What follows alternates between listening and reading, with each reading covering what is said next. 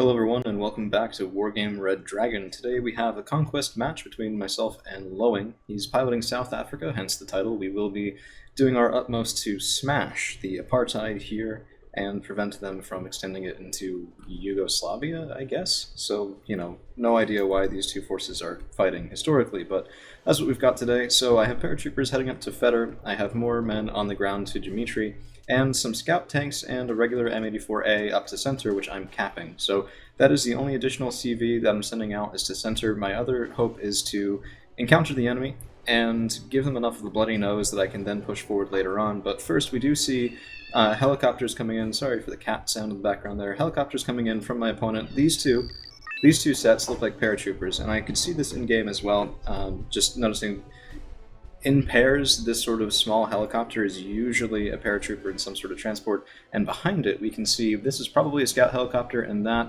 could be a Ruavalk, it could be one of the XTP series as well. So I call in as soon as I see that an L-17K helicopter hunter, but sure enough, there is something there with AA because our scout helo goes down and the other one's being fired upon, so we'll see if it can live. And here comes the L-17, kaboom, and splash damage from those missiles is just so nice. Unfortunately, that means the paratroopers do get through, so there are men on the ground in Elena, but we've managed to dismount our own and deploy our own paratroopers in Feder. That's Radobranki, as well as Sinka Scout, and it's just in time, because here come the South Africans trying to cross the bridge here. There's a lot of Ruakats, some transports as well behind them, probably Ratel 20s, very, very deadly stuff if they can get into the town. So I am desperately moving the Radobranki over, and these HT-40s are using their rocket pods to stun and slow the enemy. So Ratel ZT-3, a little bit of a surprising position for that, as it is a 50-point ATGM vehicle, very deadly when in proper position, but I wouldn't have put it so far forward myself anyway, unless he did just intend to get here before I did. So we are stunning them. I think down goes the ATGM vehicle, but those Ratel 20s are giving back, stunning my Gazellas, although these are the cheaper ones, that's why they were there. And now we have some Vidras coming up as well, carrying anti-air infantry and providing additional fire support. So zooming out a little bit, we've gotten a pretty decent first engagement, and we see a couple LN90s, some other vehicles moving up this way, and this push here, I think this genuinely took my opponent by surprise, because if those forward elements had gotten in, then putting a Ruakat and Eastervarks up forward makes sense, but I think he was trying to make up for losing those helicopters early. He was trying to get these guys over around here to his east, my west, and so didn't think to stop some of the other troops he had moving fast all the way in.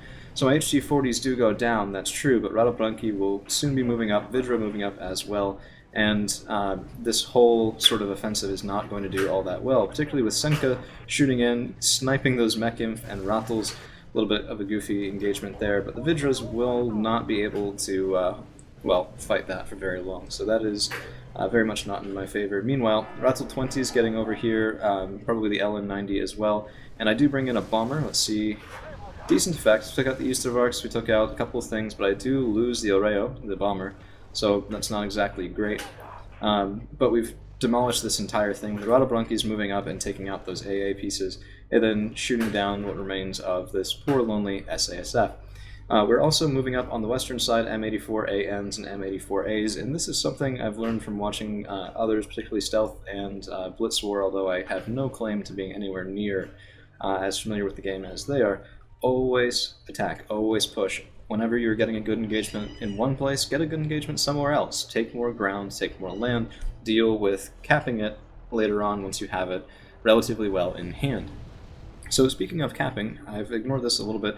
I did cap center right off the bat, and my hope was to basically kill so much of his stuff in the center that he wouldn't have the spare points to fight me on this. It was a bit of an optimistic hope, but it was something I was really looking for, because I didn't think that the paratroopers to Feder would be expected, and it did in fact turn out that way. So we've been sitting at a +2 ticking, and my opponent has nothing, so not exactly ideal for him. Now the M84 pair is actually able to do pretty good work here, taking on the Ratels, taking on some of those infantry as well. A pretty good engagement for us.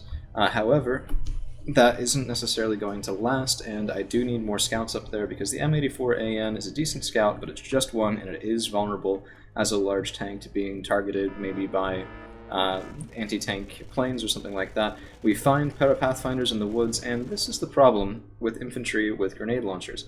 Ordinarily, this sort of shock infantry would be able to very quickly kill these OTAP 71s. That would get rid of my vision. I mean, yeah, we'd get a couple of shots in, but it would get rid of my vision, and they'd be hidden once again. However, because they can't kill the OTABs, they're dedicated infantry killers not meant to take down IFVs, we maintain vision and we can shoot them pretty well. Oryx, meanwhile, moving over, and a Ruakot 76 gets a very nice, that was a 50-point tank, just killed a 95-point heavy tank in a single shot. The Ruakot's proving their worth once more. So my M84AN is now alone, and he will be moving backwards, resecuring center if I can, and we have an L17K trying to come over, and I was betting these Oryx were carrying probably special forces. A little unfortunate that they were seen. They might be empty, it might be a ploy, it also might not, and I was willing to take that sort of risk. So yep, there goes one missile. We kill one from each group, oddly enough, and the L-17 is going to have to circle back around to finish that off. In the meantime, OTAB 71's carrying infantry up to secure this side of the river if I can. It's a little bit of a dangerous push there, but those are exceedingly cheap units, so I wasn't too worried if I lost them or using them as just forward scouts on their own. And the last of the Parapathfinders does go down here, which is a good thing for me. Alright, apologies. Let me find... Yes, so Cheetah E coming in, and that's a bombing run. I was a little late on dodging it, but it did kind of miss a little bit to the west as well. So the Brdskaya Piz are more than safe, and we are starting to have... Oh, it's okay, kitty cat. Oh, it's okay. Alright, we are starting to have a bit of a presence on that side of the river, but SASF-90 reinforcements come in, and these guys could have been the ones in those distraction helicopters over in the west, which I really don't know at this point. There's no way for me really to tell because they were shot down, no survivors, which, I mean, you wouldn't expect survivors from that sort of thing anyway. Okay, so the OTAB 71s do get to their intended destinations. Brdskaya Piz, actually, I thought I sent cheap ones, but nope, these guys are decently expensive, 20 points each. I put them up here because of that nice 1400 meter range recoilless rifle, hoping to get some good work done with that, and seeing no opposition, I'm going to be moving them forward. So the OTABs are rushing Grigori, and the Brdskaya Piz will soon be following. Oreo coming in, trying to kill that SAS, not quite successful, and now my Brdskaya Piz are encountering relatively stiff resistance, with a group of Mekimf and Parabat blocking their way. SASF able to dodge that bombing run and block the way in the west. So not exactly ideal there.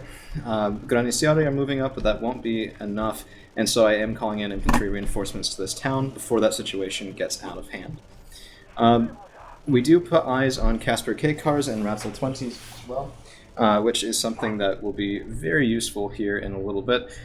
But it also kind of tells me, yeah, you know, my enemy has an interest in Cheriton, but the OTABs see nothing in Gregory, nothing at all, and so this is an avenue for me to push onto my opponent's side of the field, which I am definitely going to do. So I don't know if it's out yet, it's not, so I have just more infantry coming up for right now. Gammas as well as Heras kind of securing the back line, and you can see I put Spatbulov 30s back here. These came out a little earlier as soon as I saw the helicopters going around the side, just a little bit of base defense. Better late than never, as it were. So SASF pushing up a little aggressive for this sort of caliber of infantry. You don't want to lose your elite infantry to the grind, and OTAB 71s are giving good enough fire support. You can see that the SASF 90 were moved back really quickly because it's just an untenable situation there. So OTAB's moving up, two of them now, just searching Gregory for anything at all, infantry, IFVs, anything, and finding nothing. So this is very fortunate for me.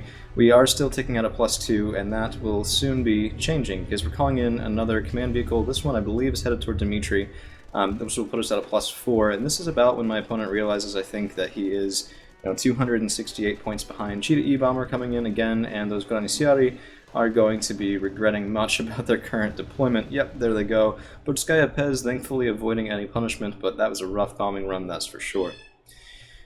Okay, so Brdskaya Piz are also pushing this town here. I mean, walking across open fields isn't great, but given that I saw no response at all to doing anything in Gregory, I assume this was maybe a blind spot. I have infantry moving forward as well. They're hoping to get up into this tree line and block any reinforcements from headed that direction.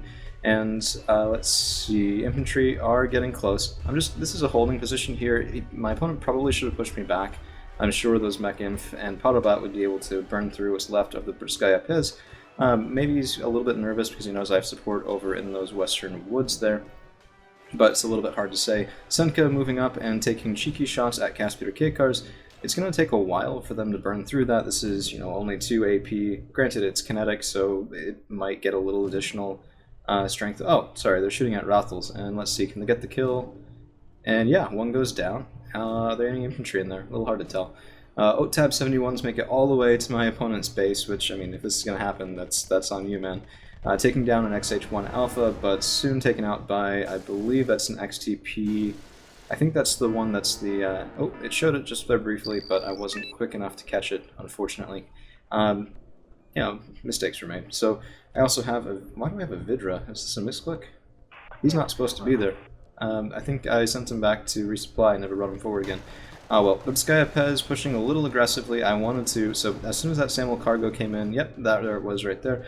The Butskaya Pez moved forward and manually target it. Now, these guys are 20 points each, but that resupply vehicle, I believe, is either 30 or 40, and so that made up their value right there, and it prevented the SASF from replenishing their numbers, which, I mean, that would have been pretty crushing for me had that been allowed to occur. My reinforcement infantry are now crossing the bridge there, which means that we'll soon have a stronger front in Elena, maybe be able to take some ground there, and we're taking out a +4 of all things, nearly 350 points up, and then only 10 minutes in, which is probably one of the strongest showings I've had recently in a Conquest game. So just goes to show, yes, the name of the game is Conquest, and yes, that is the most important thing, but weakening your opponent and making him pull in expensive units is one way of denying him the points to capture the rest of those zones. So we do have another command infantry coming in a Gazella, and this was a really cheeky move on my part. So let me just pause and explain myself for just a second. This Gazella could have gone a couple of places. I could have captured Feder. I could have tried to contest Elena, but this is active fighting, bombers coming in.